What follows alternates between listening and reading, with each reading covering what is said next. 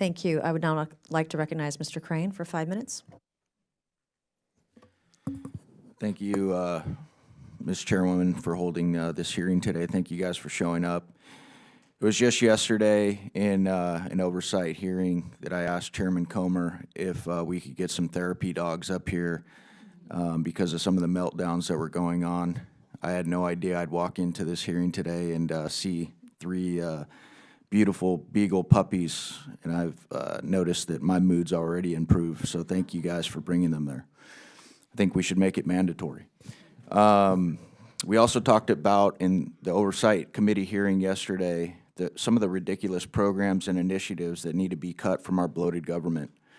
And it seems like a lot of these studies are just another example of our senseless, out-of-control spending by bureaucrats who never really get held accountable. I want to start with you, Mr. Goodman. You said you have estimated over $20 billion in taxpayer money wasted on ineffective animal research. Is that correct, sir? Yes. Wow. Mr. Goodman, did you also say that it was your estimation that $241 million was spent for transgender animal testing? Yes, and that's, I would say, is the floor, not the ceiling, because the information on federal databases is pretty incomplete. So you think we're going to find out that it was much more money than that for Yes. transgender animal testing? Yes. Can you describe what exactly the American people's taxpayer dollars were spent on regarding transgender animal testing? Yeah, in a lot of these cases, they're involve mice, rats, monkeys who are being surgically mutilated and subjected to hormone therapies to mimic female to male or male to female gender transitions, gender-affirming hormone therapies, and then looking at the biological, psychological, and physiological effects of the gender transitions, looking at the effects of taking vaccines after you've transitioned these animals from male to female or female to male, looking at the size of their genitals changing after you've put them on estrogen or testosterone therapies to transition them. And in the case that the example the chairwoman gave, there was a $1.1 million grant to give female lab rats testosterone to mimic transgender male humans and then overdose them with this party drug to see if animals who were taking female animals taking testosterone were more likely to overdose on the sex party drug than animals who were not taking testosterone. Mr. Goodman, are many of these taxpayer-funded animal studies shared with the public, or is there a significant oversight of this research? You essentially needed a degree in information technology to navigate the federal spending databases to find any of this stuff. So what you found is we're not being very transparent with what we're spending these funds on? Not at all, and it's by design.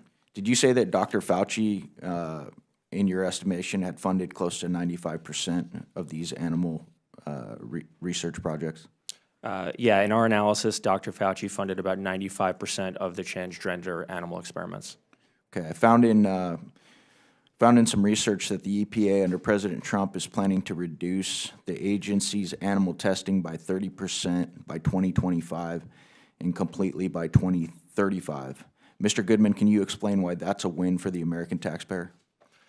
Absolutely. Animal testing is incredibly time-intensive, inaccurate, and expensive, and it's not very good at predicting the human health effects or environmental effects of chemicals and pesticides. And right now, what we are doing to test human effects is poisoning lab animals, forcing them to breathe wildfire smoke simulated in a laboratory by burning different types of foliage and pumping it into animals' cages, making them obese to simulate what it would be like for obese people to be exposed to wildfire smoke, shooting off handguns and rifles and forcing animals to breathe the emissions and gun control experiments, and the list goes on. And that's what's happening currently at the EPA after the Biden administration overturned the Trump plan to phase out animal testing.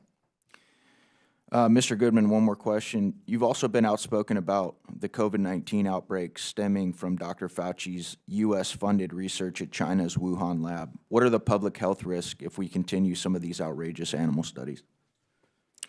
We're flirting with disaster if we continue to fund dangerous virus research, both abroad, like in Colorado, where they're Fauci greenlit this bat lab. They're trying to import hundreds of bats from Asia to build a new lab in Colorado to do virus experiments with Ebola, Nipah, Lassa, deadly viruses for which there's no cure. It's just a matter of time before we have another pandemic on our hands if we let mad scientists run amok with our money. Thank you. I yield back. All right, I will now yield 5 minutes to Mr. Burleson.